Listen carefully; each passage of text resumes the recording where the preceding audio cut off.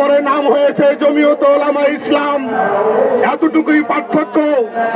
বাংলাদেশের মহান মুক্তিযুদ্ধের সময় পাক হানাদার বাহিনীর বিরুদ্ধে মুক্তিকামী স্বাধীনতাকামী জনতার পক্ষে সুদৃঢ় অবস্থান গ্রহণকারী সংগঠনের নাম জমিয়তে উলামা ইসলাম।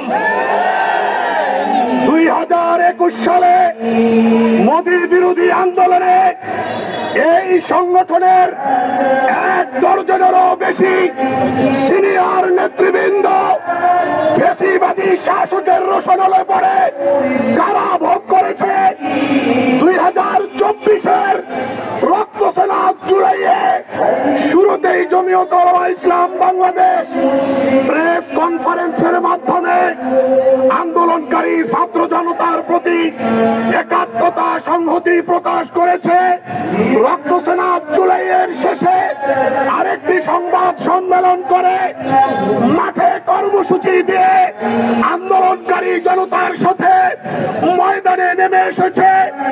অভ্যুত্থানের এক পর্যায়ে আগস্টের 3 তারিখে শাহবাগে গিয়ে জমিয়তে উলামা ইসলাম বাংলাদেশ আন্দোলনকারী জনতার সাথে একাত্মতা ঘোষণা করেছে।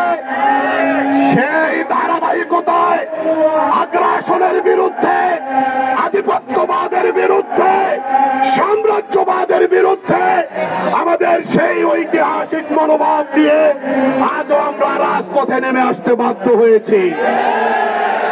সাথী ও বন্ধুগণ, বাংলাদেশে অন্তর্বর্তী সরকার রাষ্ট্র পরিচালনার দায়িত্ব পালন করছে।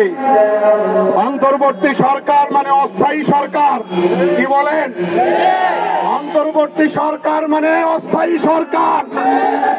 এই অস্থায়ী সরকার রাজনৈতিক দলগুলোর সাথে কোনো বোঝাপড়া না করে, কোন রকম পরামর্শ ডিসকাশন না করে দেশ বিরোধী এইরকম কোন